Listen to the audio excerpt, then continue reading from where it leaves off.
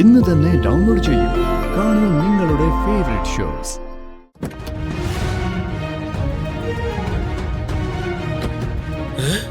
ദൈവമേ, അംബിക മടങ്ങ്.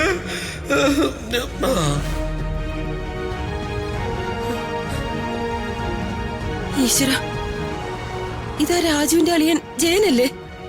ചത്തോ? ഈ കൊരങ്ങനെ ഇട്ട് കൊരങ്ങ് കളിക്കാര് കളിപ്പിക്കുന്നത് കണ്ടിട്ടില്ലേ? ഈ പാട്ടൊക്കെ എങ്ങനെ ഇട്ട് കുലുക്കി കുലുക്കി. ഞാനെങ്ങും കണ്ടിട്ടില്ല. കൊരങ്ങിനോട് മര്യാദ കേട് കാണിച്ചാ അത് കാണിക്കുന്നവരെ അപ്പ അകത്തു. അയ്യോ, അത് ശരിയാണല്ലോ. അല്ല, ഞാൻ എന്റെ കുട്ടിക്കാലത്തെ കാര്യമോ പറഞ്ഞത്. അന്ന് ചില വീടുകളിലൊക്കെ കൊരങ്ങന്മാരെ വളർത്താറുണ്ടായിരുന്നു. എന്നിട്ട് ചില പാട്ടുകളൊക്കെ ഇങ്ങനെ പാടും. ആടിക്കളിയടാ കൊച്ചുരാമ, ചാടിക്കളിയടാ കൊച്ചുരാമ. ഈ കൊരങ്ങന്മാര് കഥയൊന്നും അറിയാതെ ഇങ്ങനെ ചാടിക്കളിക്കും. അതുപോലെ ആയിരിക്കണം ഉത്തമയായ ഭാര്യ ഭർത്താവിനെ കൈകാര്യം ചെയ്യേണ്ടത്. കൊള്ളാം, മരുമകളോട് പറഞ്ഞു തരാനുള്ള നല്ല ഉപദേശം. നിന്റെ നന്മയ്ക്ക് വേണ്ടിയാ ഞാനിതൊക്കെ പറഞ്ഞത്. വേണ്ടേ, ഏത് ഭർത്താവിനെയും കയറൂരി വിട്ട അവനവന്റെ പാട്ടിനങ്ങ് പോവും. കയറൂരി വിടാൻ എന്താ പശുവാണോ ഭർത്താവ്? ഓ, പശുവല്ല, കാള, കമ്പം കാള. അതെ, പുറകില് സീലടിച്ച് വിട്ടില്ലെങ്കില് പിന്നെ കണ്ടുപിടിക്കാൻ പാടാ. നിന്റെ ഭർത്താവായ എന്റെ മകൻ അത്തരം ഒരു നാൽക്കാലി മൃഗം. അടിച്ചു തെളിക്കണം, അല്ലെങ്കിൽ അവൻ നന്നാവത്തില്ല. പിന്നെ ഭർത്താവിന്റെ കാലിലോ കയ്യിലോ ഇട്ട ഒരു കയറ്, ആ കയറ് ഭാര്യയുടെ കയ്യിലുണ്ടായിരിക്കണം. എന്നാലേ ആ കുടുംബം രക്ഷപ്പെടൂ. ഇത്തരം വൃത്തികെട്ട ഉപദേശം തരുന്ന നിങ്ങളെയാ ആദ്യം കയറിട്ട് കെട്ടേണ്ടത്. നീ കേൾക്കണ്ട, നീ അനുഭവിച്ചോ. പിന്നെ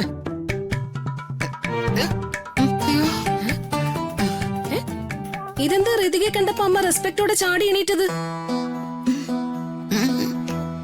അല്ല, എന്താണെന്നറിയില്ല, ഈ കുഞ്ഞിനെ കാണുമ്പം ഒരു ദേവി വരുന്നത് പോലെ എനിക്ക് തോന്നുന്നത്. ഓ, എന്തൊരു തള്ളിത്. ഋതുമോളെ, ഇവർക്ക് കൈക്കൂലി കൊടുക്കാന്നുള്ള വാഗ്ദാനം വല്ലതും ചെയ്തിട്ടുണ്ടോ? വാഗ്ദാനം ചെയ്താലും ഞാൻ എവിടുന്ന് കൊടുക്കാനാ ചേച്ചി? 10 പൈസ കയ്യിലില്ലാത്ത മന്ത്രിയുടെ മോളല്ലേ ഞാൻ. ചത്ത് ചീഞ്ഞ ശവത്തിലിട്ട് കുത്തല്ലേ മോളെ. കാര്യം, ഞാൻ മോളെ ഇട്ട് ഒത്തിരി വിഷമിപ്പിച്ചിട്ടുണ്ട്. പക്ഷേ ഇതൊരു ദേവിയാ. ദേവി, വരദായിനി, അന്നപൂർണേശ്വരി. എന്താ ഇവിടെ? ഇവർക്ക് വട്ട. ഇപ്പൊ പറയുവാ ഋതുമോള് ദേവിയാണെന്ന്. അത്രേ ഉള്ളൂ. കുറച്ച് കഴിയുമ്പോൾ മാറ്റി പറഞ്ഞോളൂ. ഇത് വട്ടല്ല, ഇത് ഇവരുടെ തനി സ്വഭാവ.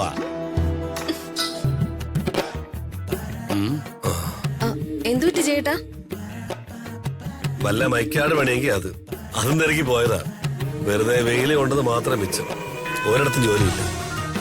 കേരളത്തിൽ മലയാളിക്ക് ഒരു പണിയും കിട്ടില്ലെന്നേ. അളിയനൊരു കാര്യം ചെയ്യേ, ഈ ഡ്രസ്സൊക്കെ മാറി പാന്റ് ഷർട്ടൊക്കെ ഇട്ട് ഒന്ന് ഗ്ലാമറായിട്ട് എന്റെ കൂടെ വാ. എന്തിനാടാ? സിനിമയിലെ അഭിനയിപ്പിക്കാനാ? അളിയൻ നല്ല ഗ്ലാമർ അല്ലേ? ശ്രമിച്ച സിനിമയിൽ ആക്ട് ചെയ്യാം. പക്ഷെ ഞാൻ ഇപ്പൊ വിളിച്ചത് അതിനല്ല. വർമ്മ സാറിനോട് പറഞ്ഞ് ഞാൻ അളിയന് ചെറിയൊരു ജോലി ശരിപ്പെടുത്തി തരാം. ഈശ്വര, ദൈവമേ. ഗവൺമെന്റ് ജോലിയൊന്നല്ല കേട്ടോ. അത്തരം റെക്കമെൻഡേഷൻ ഒന്നും സാറിൽ നിന്ന് പ്രതീക്ഷിക്കണ്ട. സാറിന്റെ ഏതെങ്കിലും ബിസിനസ് സ്ഥാപനങ്ങളിൽ ജോലി തരാം. താങ്ക് യു അളിയ. മാഡം എന്ത് പറയുന്നു? നല്ല കാര്യമല്ലേ? അച്ഛൻ ഷുവർ ആയിട്ടും ജോലി കൊടുക്കും. ഇവനെ അങ്ങനെ അങ്ങ് വിശ്വസിക്കാൻ പറ്റില്ല. ഒടുവിൽ രാജുവിനെതിരെ ഇവൻ പാരോണിയും.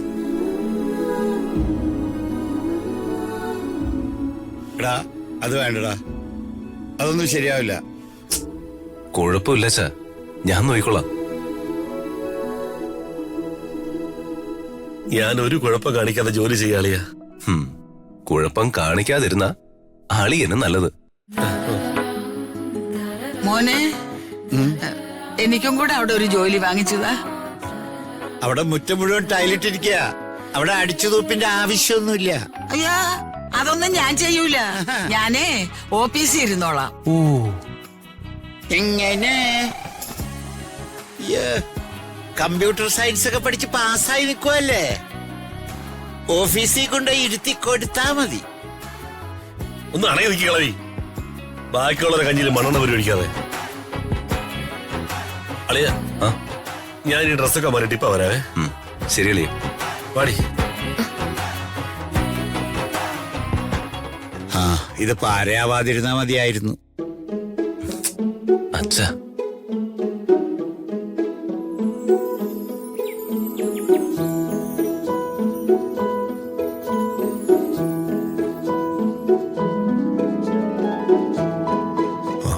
അതൊക്കെ നമുക്ക് ക്ലിയർ ചെയ്യാം.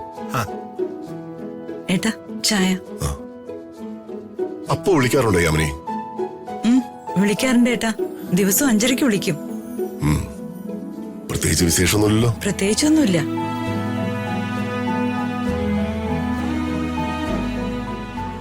ഈ രാജു എന്താ ഇത്ര ലേറ്റ് ആവുന്നത്? ഇന്നൊരു വീഡിയോ കോൺഫറൻസ് ഉള്ളതാ. രാജു പങ്ക്ചലാണല്ലോ, പിന്നെന്താ താമസിക്കുന്നത്? വീട്ടിൽ എന്തെങ്കിലും അത്യാവശ്യ കാര്യങ്ങൾ കാണും. എന്ത് അത്യാവശ്യം ഉണ്ടെങ്കിലും അവയും പറഞ്ഞെത്തും.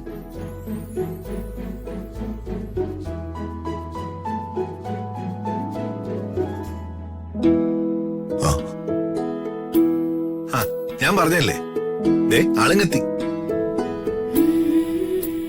ആ, എനിക്ക് തോന്നുന്നത് ഇവന്റെ ആത്മാവ് ഇവിടെ വെച്ചിട്ട് ശരീരം മാത്രമേ വീട്ടിലേക്ക് കൊണ്ടുപോകുന്നുള്ളൂ എന്നാ.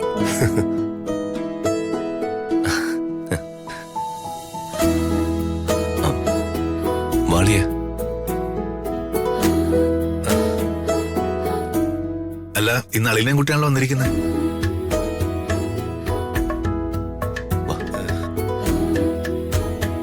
ആ, എന്തൊക്കെയുണ്ട് ചെയ്യാ വിശേഷങ്ങൾ?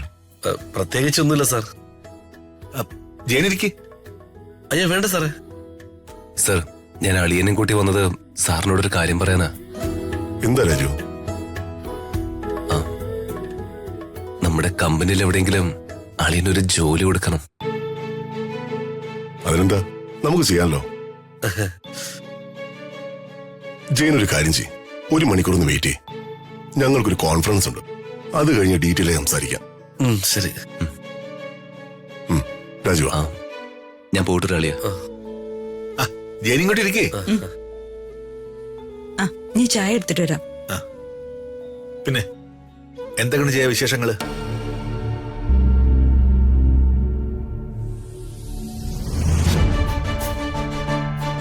ഇവൻ നല്ലൊരു പാരയാ. രാജുവിന്റെ വീട്ടുകാർക്കിട്ട് വയ്ക്കാൻ പറ്റിയ പാര.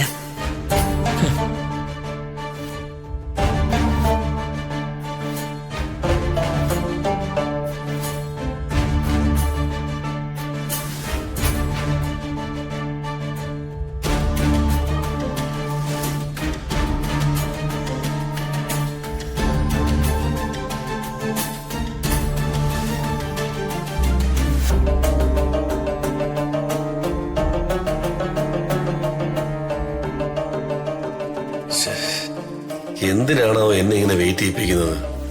ഇനി വല്ല പണി തരാനാണോ അതോ കളിയാക്കാനാണോ?